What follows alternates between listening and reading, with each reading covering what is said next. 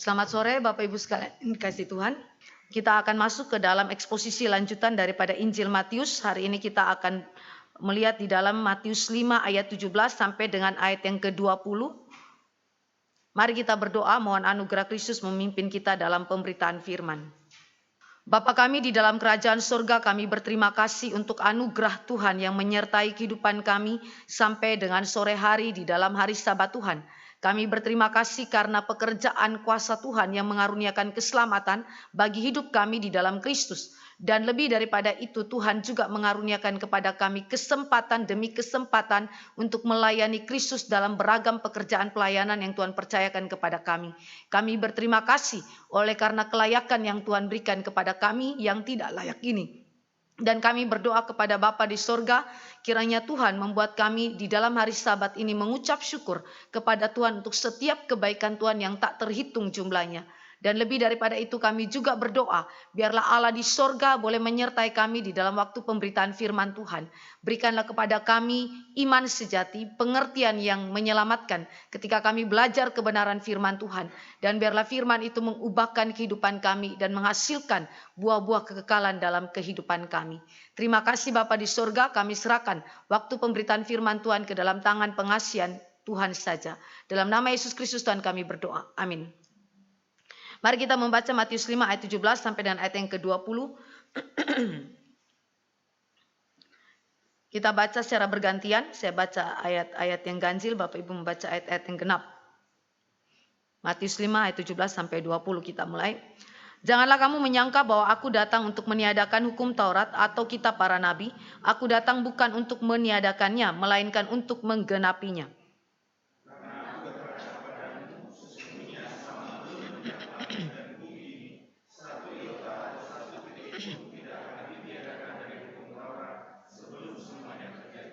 Karena itu siapa yang meniadakan salah satu perintah hukum Taurat sekalipun yang paling kecil dan mengajarkannya demikian kepada orang lain, ia akan menduduki tempat yang paling rendah di dalam kerajaan sorga.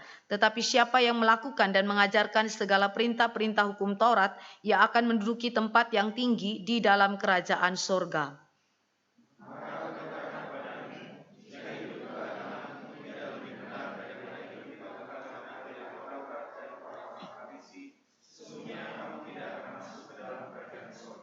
Demikian pembacaan firman Tuhan. Bapak Ibu yang dikasihi oleh Tuhan Yesus Kristus, Matius yang baru saja kita baca pasal 5 ayat 17 sampai dengan ayat yang ke-20 merupakan satu kesatuan dengan ayat-ayat sesudahnya, yaitu ayat 21 sampai dengan ayat yang ke-48 dengan tema yang merupakan satu kesatuan tema, yaitu Kristus menggenapi Taurat. Jadi sebenarnya pasal 5 ayat 17 sampai 48 itu punya tema yang sama, yaitu Kristus menggenapi Taurat. Dan dari keempat Injil kalau kita memperbandingkannya, yang paling luas membahas mengenai tema ini adalah Matius. Markus, Lukas, Yohanes tidak terlalu panjang, tidak terlalu luas dibandingkan Matius membahasnya. Dan kalau kita baca dalam ayat 17a, Matius mengangkat pembahasan ini dengan satu prasangka buruk yang ada pada diri orang-orang Yahudi dan juga khususnya pada para pemuka agama Yahudi terhadap Yesus Kristus. Kita lihat 17a. Janganlah kamu menyangka bahwa aku datang untuk meniadakan hukum Taurat atau kitab para nabi. Menyangka, ini merujuk kepada isu atau prasangka buruk yang ada pada diri orang-orang Yahudi dan khususnya para pemuka agama Yahudi. Ada dua isu yang saya kira nampak di dalam 17a. Yang pertama, mengenai otoritas Yesus sebagai Mesias dalam relasi dengan otoritas Taurat dan kitab para nabi serta penafsirannya. Yang kedua, saudara dan saya melihat mengenai isu relasi umat Allah, gereja perjanjian baru dengan gereja perjanjian lama dalam kaitan dengan kontinuitas dan diskontinuitas daripada hukum perjanjian lama. Sehingga dua isu ini adalah sesuatu yang hari ini kita akan sama-sama lihat bagaimana Matius membuktikan kemesiasan Yesus. Kita tahu bahwa Injil Matius adalah Injil yang berbicara bahwa Yesus adalah Raja.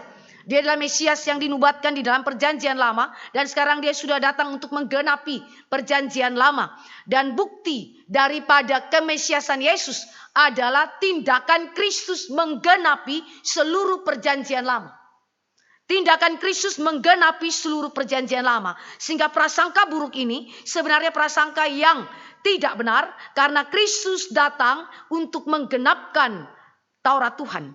Kalau kita memperhatikan Matius 5 ayat 17 sampai ayat yang ke-48 dengan tema yang sama, Kristus menggenapi Taurat, tetapi memiliki sub-sub tema yang kalau kita coba perhatikan, Matius 5 ayat 17 sampai 20 itu bicara mengenai Kristus menggenapi Taurat dengan memberikan prinsip-prinsip umum kepada umat Allah. Kemudian ayat 21 sampai ayat yang ke-47, Kristus menggenapi Taurat dengan memberikan 6 contoh bagaimana Kristus menggenapinya termasuk penafsirannya terhadap Taurat Tuhan. Kemudian ayat 48 berbicara mengenai Kristus menggenapi Taurat di dalam ringkasan singkatnya. Dan kemudian ringkasan itu diperkuat kembali di dalam pasal 7 ayat yang ke-12. Sehingga kalau saudara dan saya membaca hal ini, maka kita tahu bahwa presupposisi daripada Matius bahwa Yesus adalah Mesias yang datang untuk menggenapi nubuatan PL melalui pembuktian penggenapan perjanjian lama di dalam seluruh kehidupan Yesus adalah sesuatu yang begitu penting. Kenapa penting, Bapak Ibu? Matius adalah orang Yahudi. Dan pembaca daripada Injil Matius adalah orang Yahudi. Mereka membutuhkan bukti yang nyata daripada kemesiasan Yesus. Dan salah satu hal yang dipaparkan oleh Matius di dalam hal ini adalah berkaitan dengan penggenapan Taurat. Bahwa di pihak lain kita tahu bahwa ini adalah etika kehidupan daripada umat Allah di dalam kerajaan Allah. Dalam perjanjian yang baru yang dimeteraikan oleh darah Kristus. Ya, itu benar. Tetapi di pihak lain saudara dan saya juga tidak boleh lupakan bahwa Matius bertujuan untuk memberikan kepada orang-orang Yahudi keyakinan bahwa Yesus adalah Mesias. Maka ada beberapa hal yang saudara dan saya akan pelajari terkait dengan Kristus menggenapi Taurat. 3 hal yang kita akan pelajari. Yang pertama adalah otoritas Kristus atas Taurat dan penafsirannya. Kemudian yang kedua, kontinuitas dan diskontinuitas daripada Taurat dan kitab para nabi dalam gereja perjanjian baru. Dan kemudian yang ketiga, kita akan belajar bersama mengenai respons umat Allah. Mari kita mulai dengan ayat 17b. Otoritas Kristus atas Taurat dan kitab para nabi serta penafsirannya. 17b dikatakan, aku datang bukan untuk meniadakannya, melainkan untuk menggenapinya. Bapak Ibu yang dikasihi oleh Tuhan Yesus Kristus, di dalam sudut pandang daripada orang-orang Yahudi, khususnya para pemuka agama Yahudi, Taurat adalah sesuatu yang begitu penting sekali. Dan istilah Taurat di sini secara khusus merujuk kepada kitab Kejadian sampai dengan kitab Ulangan, tulisan daripada Musa. Tetapi kemudian kitab para nabi itu tidak saja merujuk kepada nabi besar dan nabi kecil punya tulisan. Tetapi juga merujuk misalnya kepada kitab Yosua, kitab Esra, kitab Nehemia, Raja-Raja, Tawarik, dan lain sebagainya. Jadi kitab para nabi adalah meliputi kitab-kitab yang lain selain daripada 5 kitab Musa. Karena itu istilah Taurat dan kitab para nabi mengacu kepada seluruh Alkitab Perjanjian Lama. Seluruh Alkitab Perjanjian Lama. Dan di dalam konteks Yahudi, sekali lagi kita ingat bahwa mereka adalah orang-orang yang sangat menghargai Alkitab Perjanjian Lama dan khususnya Taurat Musa. Kalau kita lihat di dalam konteks ahli Taurat dan orang Farisi, mereka meneliti setiap bagian daripada kitab Taurat ini dan mereka menemukan ada 613 perintah dalam Taurat. 248 perintah positif dan 365 adalah perintah negatif. Saudara, waktu kita mencoba untuk memperhatikan penafsiran daripada orang Yahudi ini ya, ahli Taurat dan orang Farisi dan bagaimana hidup keagamaan mereka, betapa mereka memiliki beban berat untuk menggenapi hukum-hukum yang mereka itu jabarkan dalam 613 perintah tersebut. Mereka teliti satu demi satu, mereka itu kerjakan dengan begitu teliti di dalam penafsirannya. Tetapi sekali lagi perhatikan baik-baik, ini adalah suatu beban kuk yang lain yang ditaruh pada pundak jemaat Tuhan, umat Allah, bahkan ahli Taurat dan orang Farisi sendiri. Mereka sebenarnya tidak sanggup untuk kemudian menjalani 613 perintah Taurat tersebut.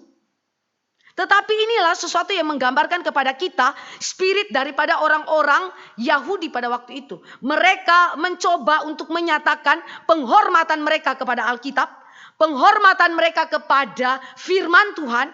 Mereka mencintai firman, tetapi sayang sekali kecintaan mereka atau penghormatan mereka direduksi secara legalistik. Kalau saudara dan saya memperhatikan kebiasaan orang Yahudi, ahli Taurat dan orang Farisi dan semua orang-orang yang mereka pimpin di bawah penafsiran mereka, pengajaran daripada para pemuka agama Yahudi, kita tahu bahwa pengajaran mereka adalah pengajaran yang direduksi kepada huruf-huruf saja, kepada tulisan-tulisan saja, kepada hal-hal yang bersifat literal saja, tetapi mereka kehilangan spirit daripada hukum tersebut. Jadi mereka memisahkan antara apa yang disebut dengan huruf-huruf, tulisan-tulisan yang mereka pelajari, mereka itu kemudian hafalkan, mereka ajarkan, mereka tafsirkan dengan spirit hukum.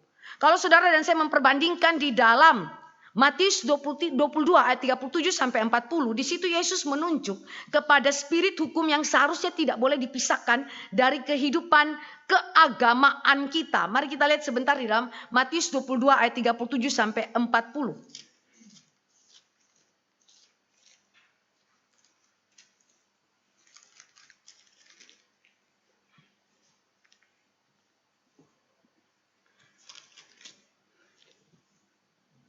Matius 22 ayat 37 sampai 40, demikian firman Tuhan.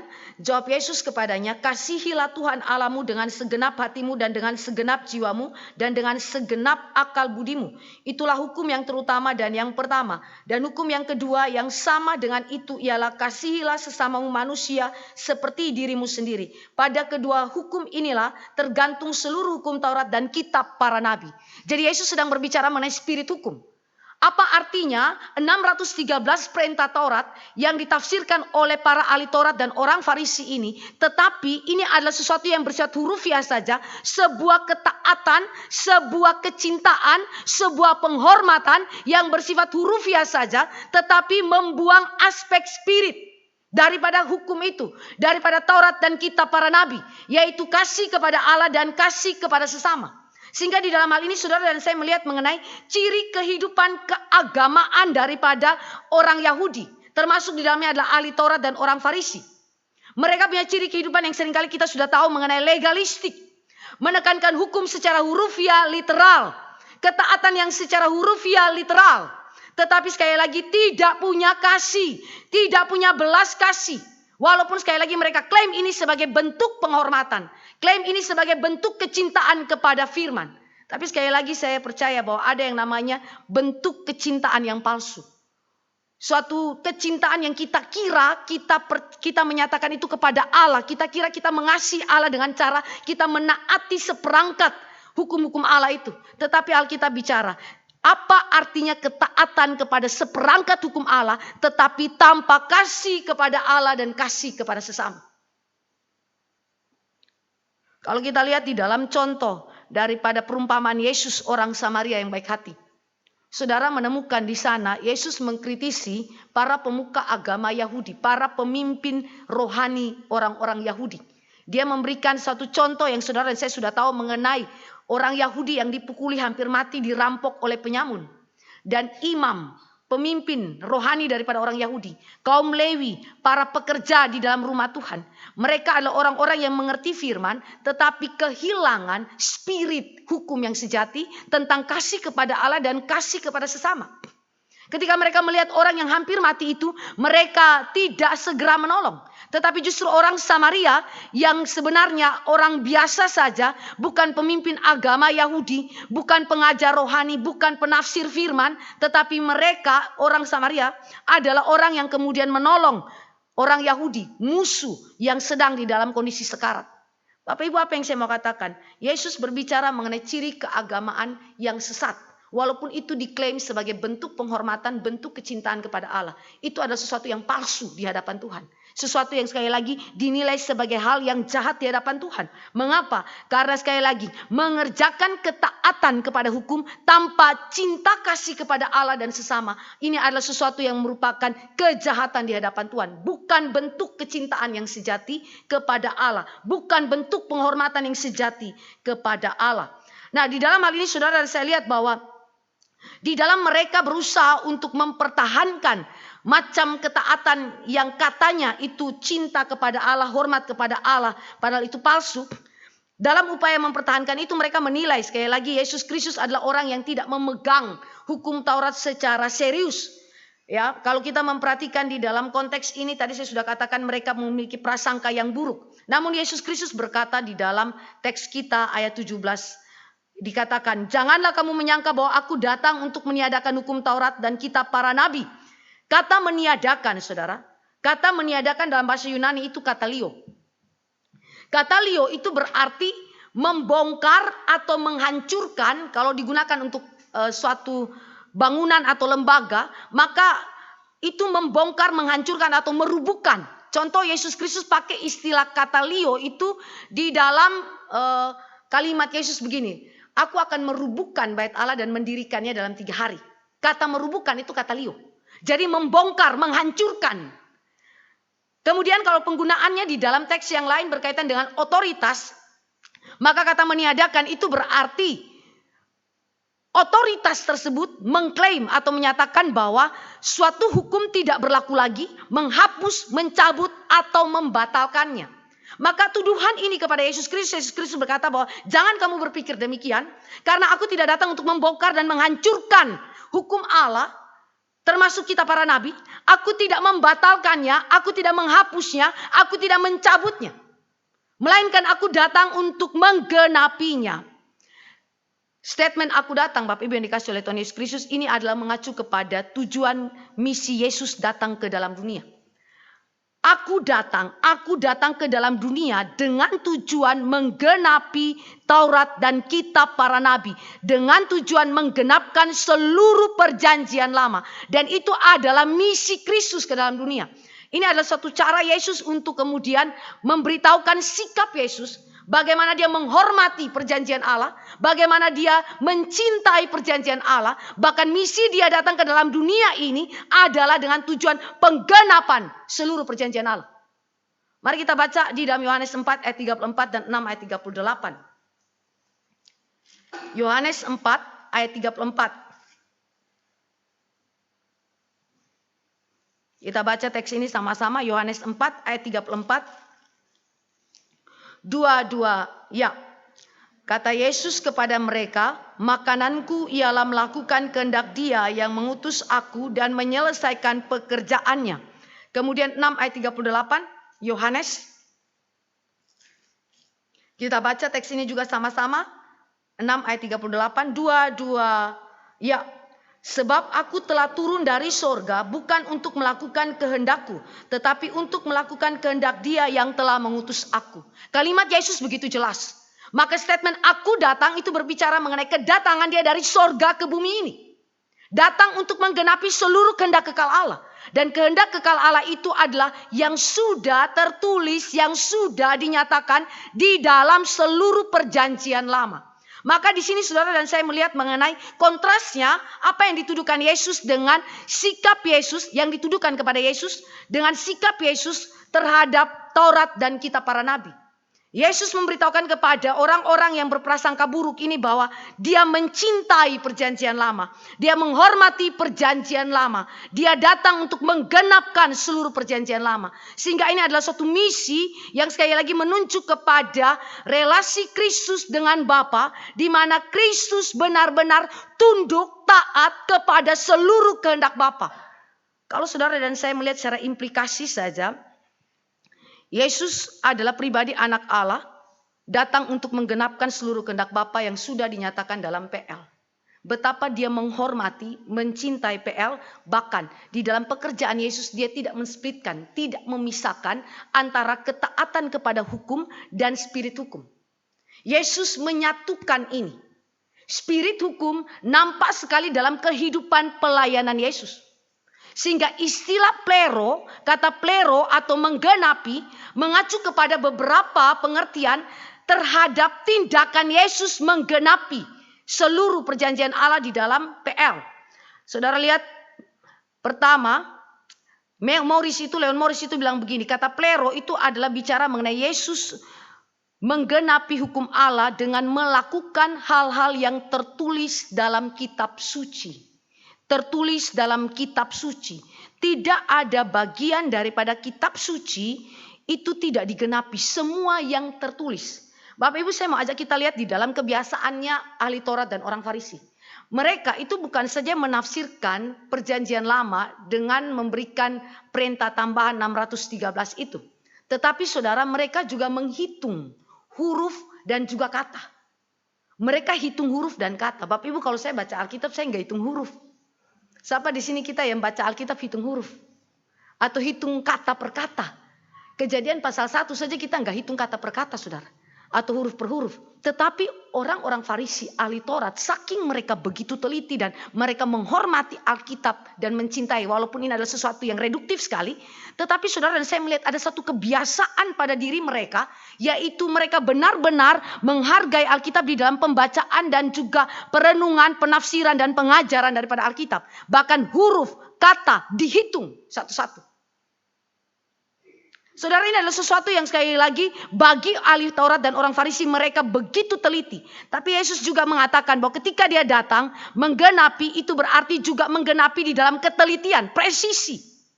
Setiap yang tertulis di dalam Alkitab, huruf, kata, semua digenapi oleh Yesus Kristus. Semua yang tertulis, tidak ada satupun yang terlewatkan. Ini tindakan Kristus yang sekali lagi merujuk kepada kasih Yesus, penghormatan Yesus kepada firman Allah. Yang tidak reduktif, tetapi menyatukan sekali lagi ketaatan dan spirit hukum. Ketaatan yang lahir daripada kasih. Kasih tidak kemudian lepas daripada ketaatan. Karena ketaatan adalah refleksi, manifestasi daripada kasih kepada Allah dan kasih kepada sesama. Itu adalah sesuatu yang sekali lagi terpancar dalam kehidupan Yesus. Plero juga berarti Yesus datang menggenapi Taurat dan kitab para nabi dengan menyatakan arti yang penuh dan murni dari kitab suci. Arti yang penuh, yang berarti tidak ditambah, tidak dikurangi, presisi sesuai dengan kehendak Allah. Presisi sesuai dengan kehendak Allah, murni adanya. Tidak kemudian memberikan kuk yang lain, seperti yang dilakukan oleh ahli Taurat dan orang Farisi secara legalistik. Baik kepada hidup mereka maupun kepada jemaat yang mereka pimpin. Yang mana mereka sendiri juga sukar untuk menggenapinya. Saudara, apa yang saya mau katakan di sini? Yesus memberikan arti, berarti Yesus memberikan penafsiran yang penuh. Yang penuh, tidak kurang, tidak lebih, murni dari kitab suci. Bapak Ibu, kalau kita memperbandingkan salah satu contoh kitab apokrifa, Injil Thomas yang khusus berbicara mengenai masa kecilnya Yesus. Waktu saya baca itu, waktu mereka mencoba menjelaskan ya, Injil Thomas itu berbicara mengenai Yesus Kristus yang melakukan mujizat pada usia masih kecil. Dia membuat burung dari tanah liat, kemudian dia menghidupkan burung tersebut. Kemudian dia juga membendung air, ya, dan kemudian itu adalah sesuatu yang menjadi heboh di antara orang-orang sekampungnya. Dan kalau kita perhatikan Injil Thomas yang berbicara mengenai masa kecil Yesus berusaha untuk mengisi kekosongan cerita Alkitab yang tidak bercerita mengenai apa yang dilakukan Yesus terkait dengan mujizat pada usia dia 0 tahun sampai dengan periode 30 tahun. Nanti 30 tahun sampai 33 tahun setengah adalah periode di mana dia melayani dalam public ministry.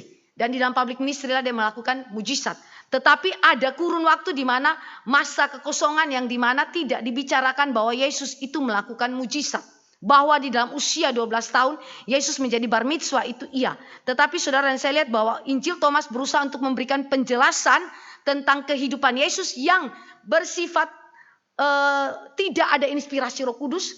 Itu adalah suatu rekayasa manusia. Tetapi itu sesuatu yang menarik karena memberikan cerita yang unik sekali. Sesuatu yang membuat kita juga bisa terpikat kepada Injil yang palsu ini. Tulisan apokrifa tersebut.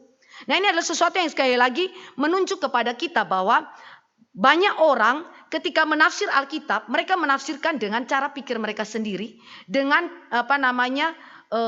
imajinasi mereka sendiri, dan kemudian itu dimasukkan ke dalam Alkitab seolah-olah Allah menyatakan demikian. Padahal itu tidak diinspirasikan oleh Roh Kudus. Dan ini yang kita sebut sebagai sistem penafsiran yang salah, yang tidak murni, yang tidak penuh, yang bahkan mereduksi berita Alkitab. Tetapi tidak dengan Yesus Kristus. Yesus Kristus tidak mereduksi berita Alkitab. Yesus Kristus secara penuh menafsirkan firman dan secara murni menafsirkan firman. Dan penafsiran Yesus adalah sesuatu yang tepat yang kemudian memberikan koreksi kepada ahli Taurat dan orang Farisi. Membuat mereka harus tunduk kepada penafsiran Yesus. Membuat mereka harus melepaskan jenis penafsiran yang lahir daripada imajinasi manusia. Saudara yang dikasih oleh Tuhan Yesus Kristus, 613 perintah dan dalam Taurat itu adalah sesuatu yang merupakan rekayasa manusia. Yang disebut oleh Tuhan Yesus sebagai tradisi manusiawi. Ya, adat istiadat manusiawi yang tidak berasal daripada Allah. Maka sekali lagi ketika Yesus menggenapi firman Allah seluruh perjanjian lama, Yesus harus memperbaiki ini. Memposisikan kembali penafsiran yang benar. Penafsiran yang penuh, tidak kurang, tidak lebih, murni. Sesuai dengan kitab suci. Salah satu juga yang di dalam adegan The Passion of Christ mengenai Yesus bercanda dengan mamanya itu ya. Ketika mamanya memberikan air ke tangan dia, lalu dia angkat airnya lalu disiram ke mamanya. Tapi kemudian dia cium mamanya, bukan? Nah, waktu saya lihat adegan ini, saya kira kalau kita coba membayangkan keluarga Yahudi yang taat, yang saleh kepada firman Tuhan. Saya rasa mungkin sekali adegan-adegan itu adalah sesuatu yang ditambahkan oleh sutradara. Tetapi mungkin saja Yesus tidak lakukan itu. Karena kita nggak punya validasi Yesus lakukan itu kepada orang tuanya. Dan bagi saya seorang Yahudi yang ada di dalam ketaatan kepada Taurat, saudara. Kalau kita baca di dalam penjelasan daripada 10 hukum Allah, termasuk di dalam hal bercanda pun diatur. Hal bercanda ya saudara. Bercanda dengan orang tua, bercanda dengan sesama itu diatur saudara. Jadi itu berarti saudara dan saya perhatikan bahwa bagaimana Yesus itu kemudian memperbaiki ya, kita nggak sembarangan memberikan penafsiran atau sembarangan menjelaskan kitab suci sekali lagi berdasarkan imajinasi kita atau praktik-praktik manusiawi, tetapi sekali lagi kembali kepada apa yang dinyatakan oleh Allah sendiri melalui Yesus Kristus. Ketiga, Yesus menggenapi plero seluruh daripada perjanjian lama melalui hidup dan ajarannya. Hidup dan ajarannya. Itu berarti meliputi pelayanan Yesus semuanya. Ajaran Yesus semuanya. Yang dikatakan oleh Yohanes, kalau dicatat satu persatu nggak cukup kita mencatatnya. Tetapi apa yang tercatat bagi kita adalah cukup bagi iman kita. Maka di sini saudara dan saya lihat bahwa seluruh kehidupan Yesus dan ajaran Yesus secara presisi menggenapi kitab suci. Bahkan Davis dan Ellison mengatakan bahwa ketika Yesus datang dan menggenapi perjanjian Allah, seluruh perjanjian lama, Yesus itu menggenapinya dengan cara menggantikan para nabi, bahkan Musa, nabi yang terbesar yang sangat dibanggakan oleh orang Israel. Apa maksudnya menggantikan? Maksudnya begini, bukan para nabi yang menjadi utama di dalam seluruh penulisan kitab suci. Tetapi Yesuslah yang menjadi inti dan pusat daripada seluruh kitab suci dan pusat perhatian dari gereja PL dan gereja PB. Sehingga orang-orang Yahudi yang mungkin meninggikan Musa, ya, yang meninggikan para nabi yang lain, sekarang ditarik perhatiannya, pusat perhatiannya ditarik kepada Yesus yang adalah Mesias yang sejati, yang menjadi inti dan pusat daripada seluruh perjanjian lama. Maka sekali lagi bukan Musa, bukan para nabi yang menjadi utama. Musa dan para nabi yang lain berfungsi sebagai petunjuk, alat saja, sarana saja untuk menunjuk kepada Kristus yang adalah pusat dan inti daripada seluruh kitab suci. Bahkan kalau saudara memperbandingkan itu di dalam surat Ibrani, kita akan ketemu di sana bahwa penulis Ibrani memperbandingkan Musa dan Yesus Kristus. Dan kemudian di situ dia memberikan supremasi Kristus di atas daripada Musa. Sehingga penggenapan terhadap perjanjian lama juga termasuk memberikan kepada umat Allah suatu pusat inti yang sesungguhnya daripada kitab suci, yaitu Yesus Kristus. Dia sudah datang ke dalam dunia, dia Mesias yang sejati yang menggenapkan seluruh penyataan Allah di dalam perjanjian lama. Nah, ini adalah sesuatu yang sekali lagi arti daripada plero. Sehingga waktu kita membaca mengenai tindakan Yesus menggenapi Alkitab, saudara, kita lihat bahwa ini adalah sesuatu yang digambarkan sebagai bentuk tindakan kasih Yesus, ketaatan Yesus kepada Sang Bapa di sorga yang mengutus dia ke dalam dunia, melakukan pekerjaan tersebut, dan juga sekaligus memberikan koreksi kepada orang-orang yang hidup pada zaman itu dan kita hari ini, untuk kemudian memiliki presposisi pikiran yang benar terhadap Alkitab. Yang saya mau ajak kita juga untuk coba refleksikan daripada sikap Yesus yang tidak mensplitkan, tidak memisahkan antara spirit hukum dengan ketaatan kepada hukum. Spirit kasih kepada Allah, kasih kepada sesama, dan terimplementasi dalam ketaatan. Saya mau ajak kita coba refleksikan di dalam bagaimana saudara dan saya menyikapi Alkitab dalam kehidupan kita. Secara personal dan juga secara komunal. Apakah saudara benar-benar menghormati Alkitab? Mencintai Alkitab seperti Kristus itu menghormati dan mencintai Alkitab. Kalau kita sekali lagi menghormati Alkitab, mencintai Alkitab, saudara dan saya harus menghidupi cara hidup yang seperti Yesus. Tentu kita bukanlah manusia yang sempurna menggenapi hukum Allah sama seperti Yesus, tidak. Tetapi yang saya mau ajak kita untuk mengimitasi Kristus adalah bagaimana Yesus menaati Allah, menghormati kehendak Allah, memposisikan diri dia dengan tepat di dalam menggenapi setiap kehendak Allah sebagai bukti kasih dia kepada Allah. Dan tentu itu juga bermanfaat dalam kehidupan umat Allah. Nah, bagaimana kita menyikapinya? Seringkali saudara dan saya harus akui bahwa di dalam kita membaca Alkitab, mengajarkannya, bahkan kadang-kadang kita itu tereduksi. Tereduksinya hanya kepada urusan aktivitas rohani atau sesuatu yang bersifat kalau kita bilang rutinitas saja, sesuatu yang bersifat legalistik saja, tapi kita kehilangan kasih kepada Allah dan kasih kepada sesama. Sehingga di dalam implementasi kehidupan kita dalam menghormati dan mencintai firman itu ada semacam tindakan-tindakan yang sangat mungkin mirip seperti yang dilakukan oleh orang Farisi dan ahli Taurat. Kehilangan belas kasih kepada sesama walaupun kita mengerti tentang kasih kepada Allah dan kasih kepada sesama. Kehilangan kepekaan kepada sesama yang kemudian membutuhkan cinta kasih Kristus dan seterusnya. Saudara, kehilangan kepekaan, kehilangan belas kasih kepada sesama. Itu juga menunjuk kepada reduktifnya kasih kita kepada Allah kita. Dan di saat yang sama sekali lagi, coba pikirkan seberapa jauh penghormatan dan kecintaan kita kepada Alkitab. Jika Yesus adalah pribadi yang mencintai, menghormati Alkitab dan tujuan kedatangan dia adalah menggenapi kehendak kekal Bapa. Dan itu menyatakan kasih kekal Yesus kepada Bapa.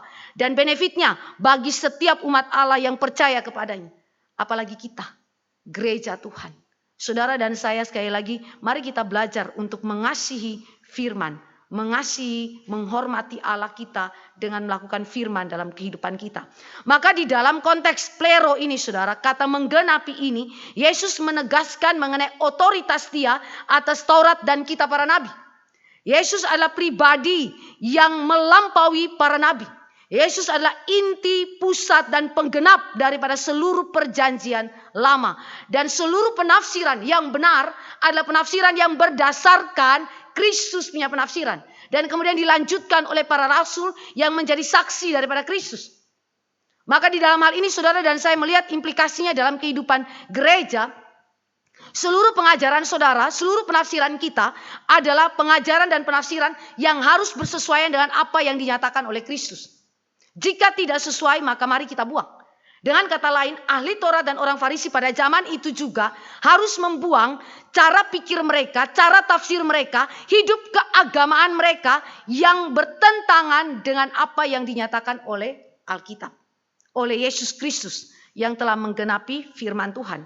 Jadi di sini sekali lagi kita melihat otoritas Kristus yang melampaui daripada otoritas manusia, bahkan para nabi. Dan dia memberikan penafsiran yang tepat. Kedua, kontinuitas dan diskontinuitas Taurat dan kitab para nabi dalam gereja perjanjian baru. Kita lihat itu dalam ayat yang ke-18.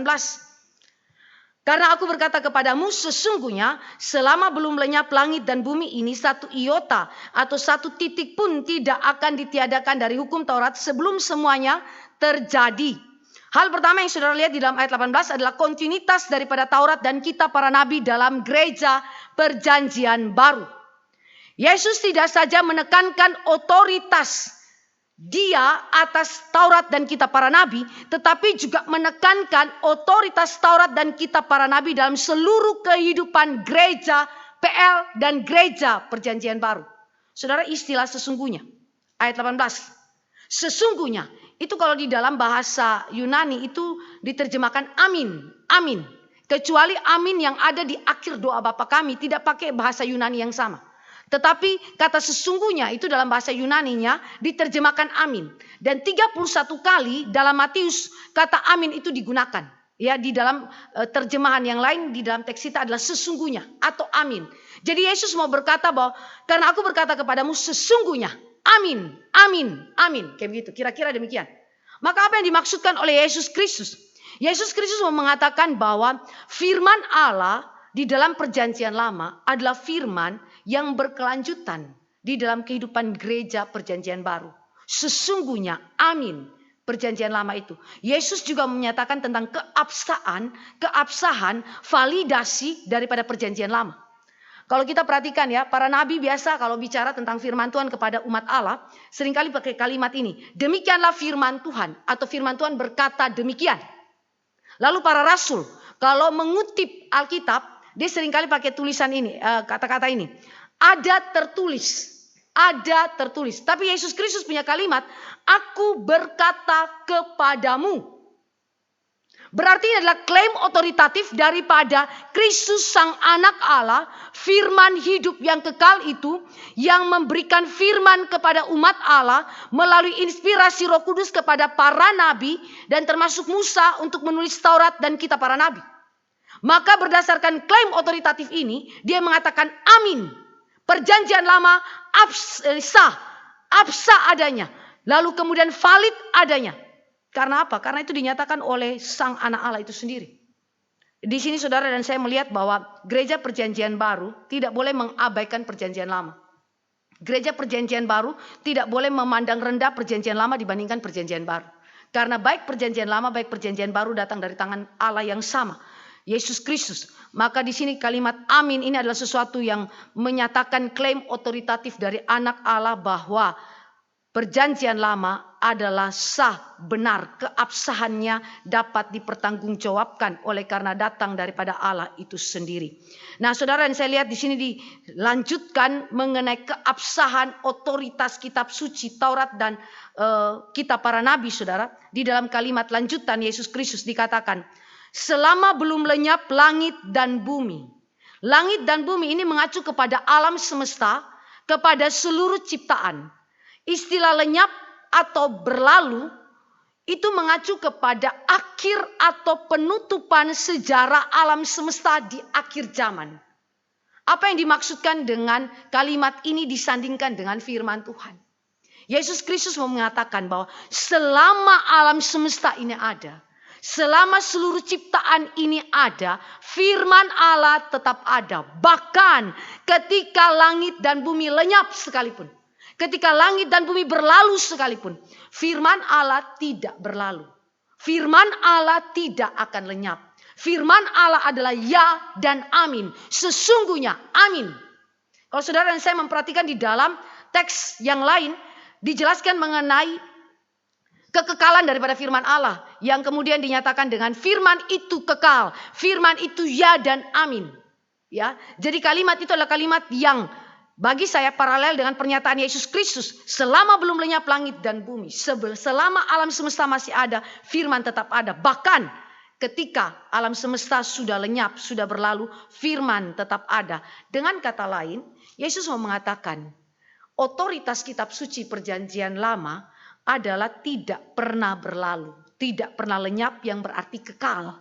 Kalau itu kekal, maka berlaku bukan saja kepada gereja perjanjian lama, tetapi berlaku juga kepada gereja perjanjian baru.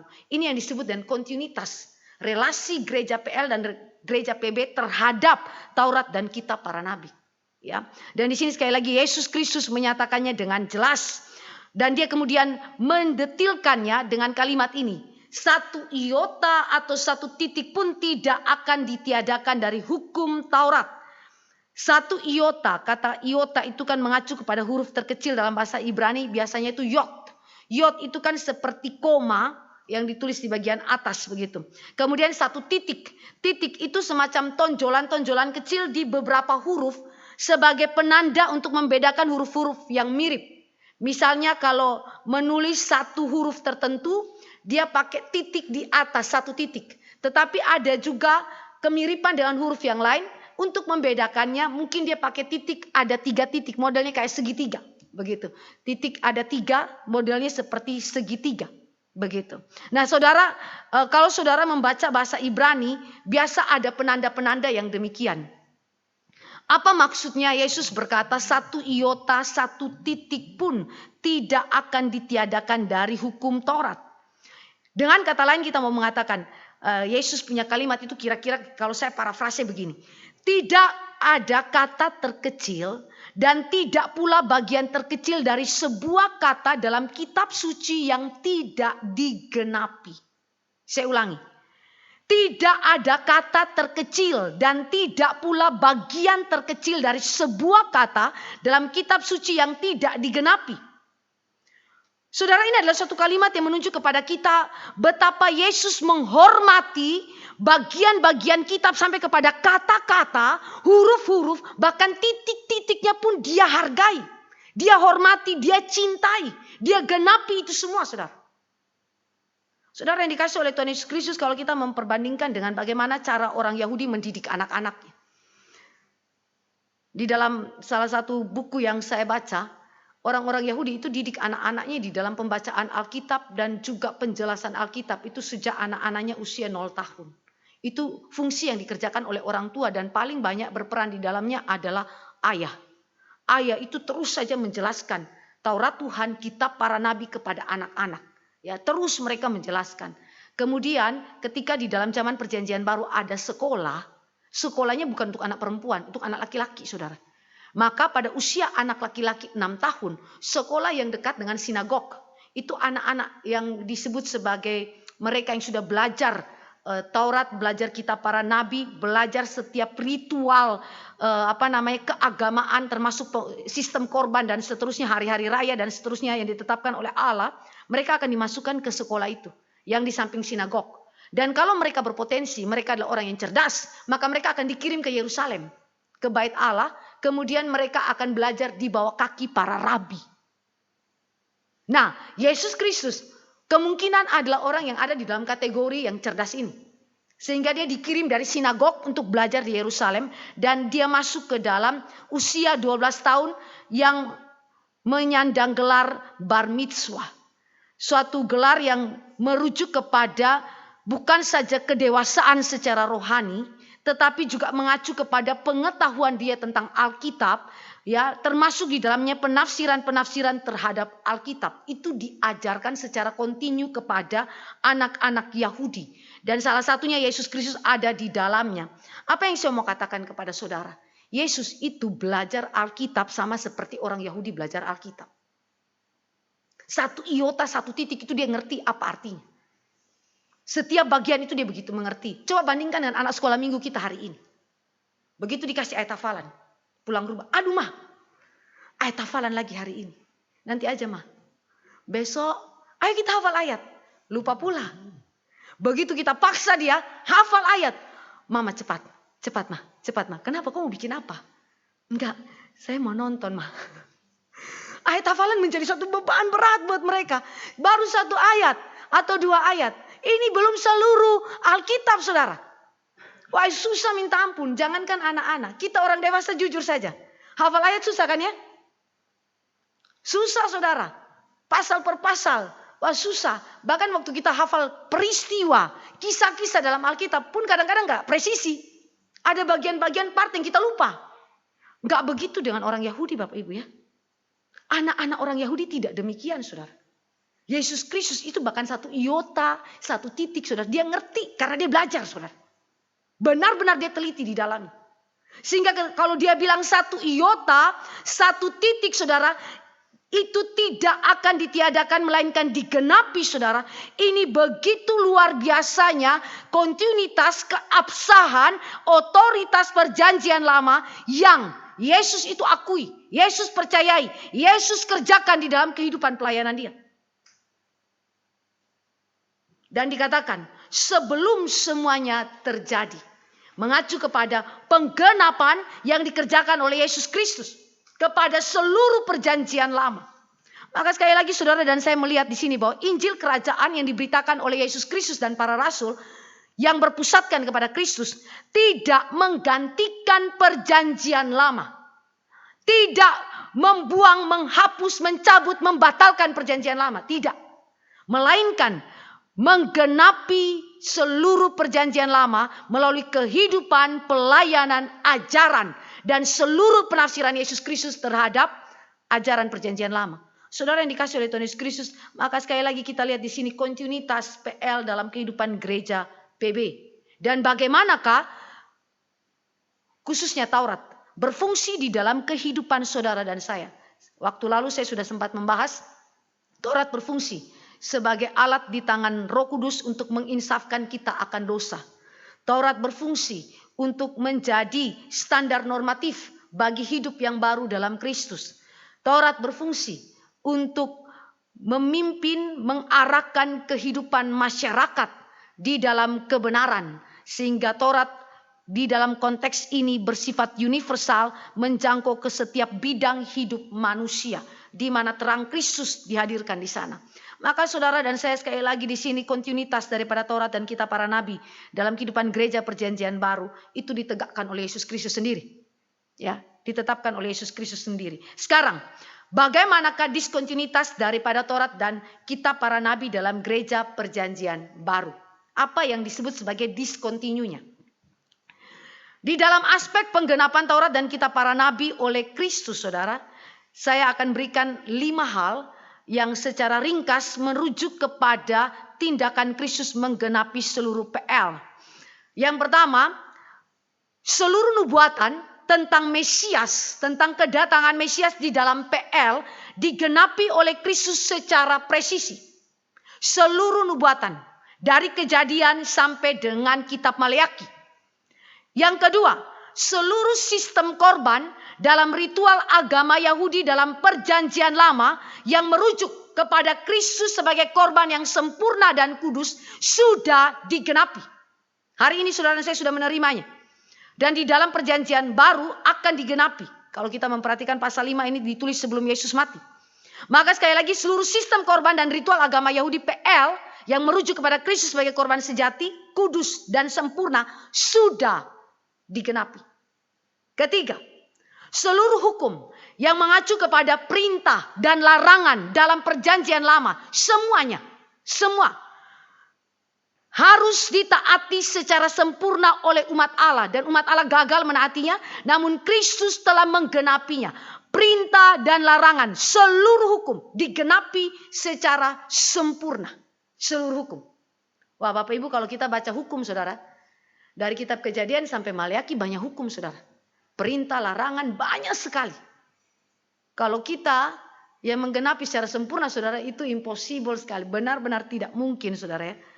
Ketika kita sampai dalam kitab Imamat saja Bapak Ibu, kalau baca kitab Imamat lembar pertama kita sudah bosan. Ya kan? Mulai masuk korban bakaran. Masuk berikutnya korban seterusnya lalu kemudian hari-hari raya, pentabisan para imam. Kita baca ini apa artinya? Ya kan? Karena kita hari ini tidak lagi mempraktikannya. Tapi sekali lagi semuanya itu digenapkan dalam Kristus. Perintah yang Allah kehendaki manusia untuk lakukan, larangan yang dikehendaki Tuhan untuk tidak boleh dilakukan, semuanya Yesus itu genapi. Jadi ingat, nubuatan, sistem korban, ritual di dalam upacara keagamaan Yahudi, seluruh hukum. Hukum ini berarti semua hukum di dalam PL.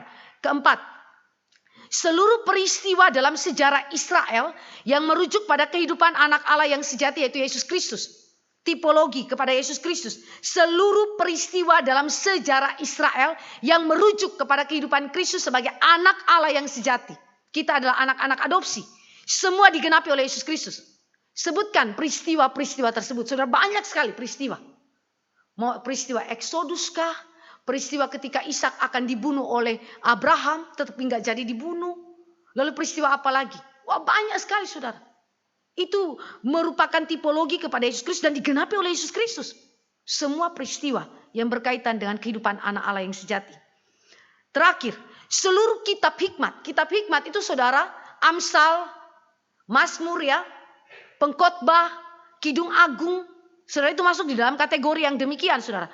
Seluruh kitab hikmat yang memberikan pola perilaku hidup kudus dan sempurna yang hanya mungkin digenapi di dalam kehidupan pelayanan dan ajaran Yesus Kristus, itu juga sudah digenapi.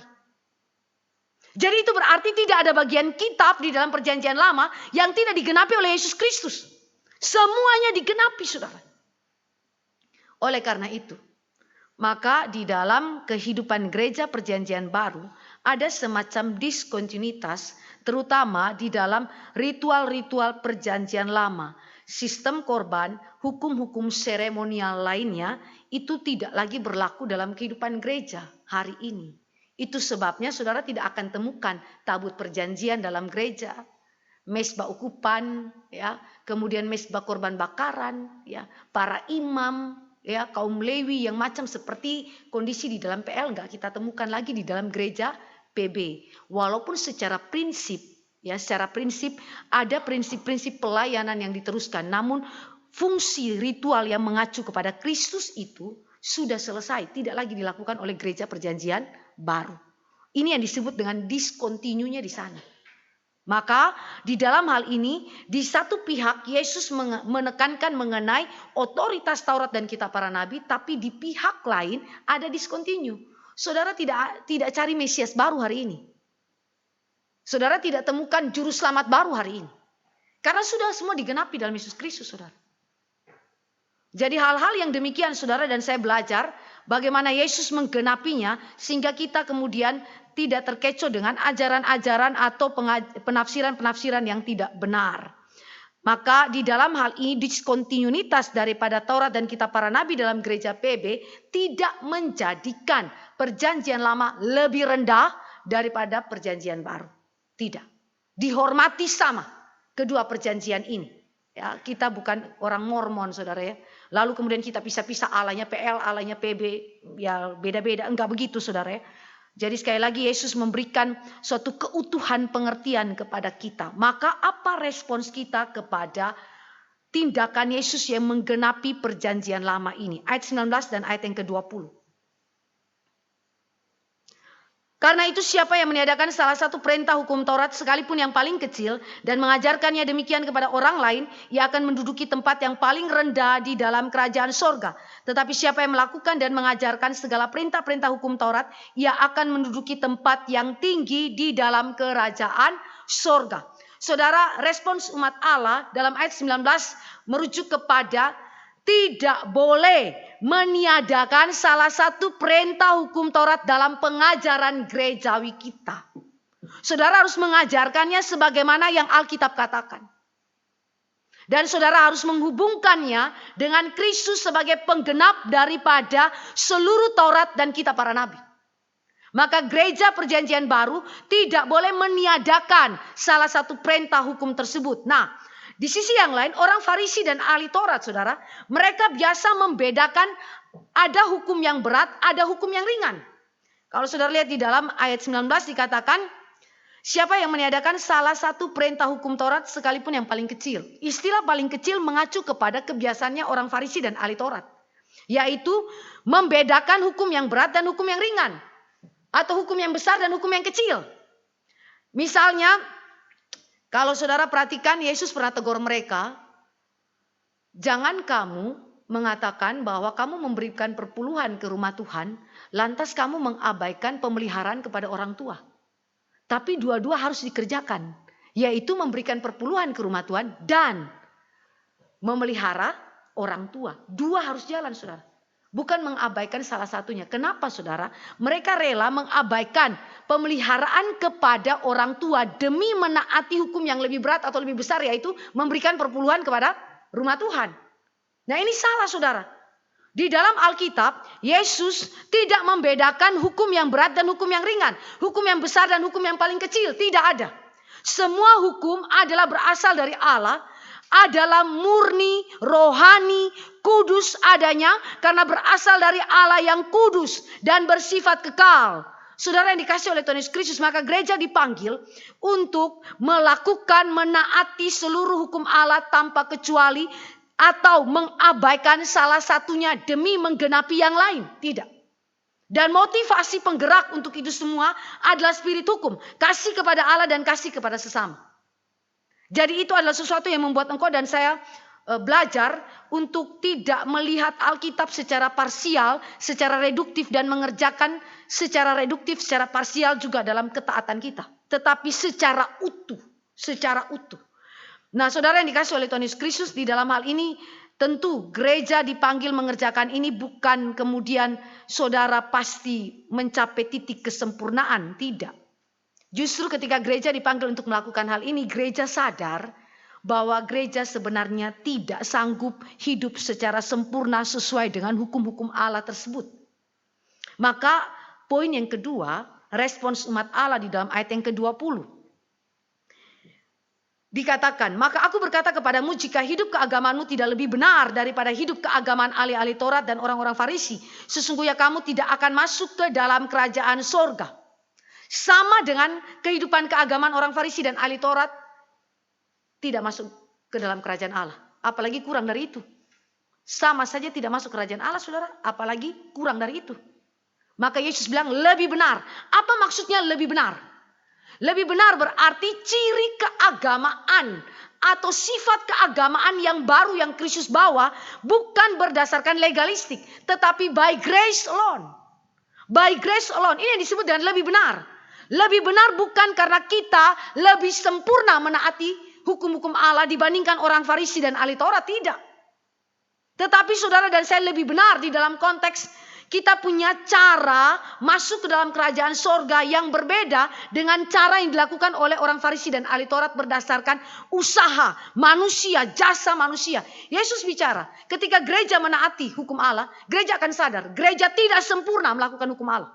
Maka apa yang dilakukan oleh gereja? Datang kepada Kristus. Pribadi yang sempurna itu. Pribadi yang taat secara sempurna.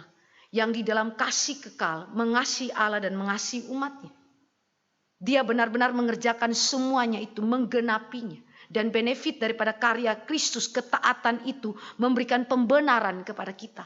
Memberikan pengudusan kepada kita. Memberikan keselamatan kepada kita.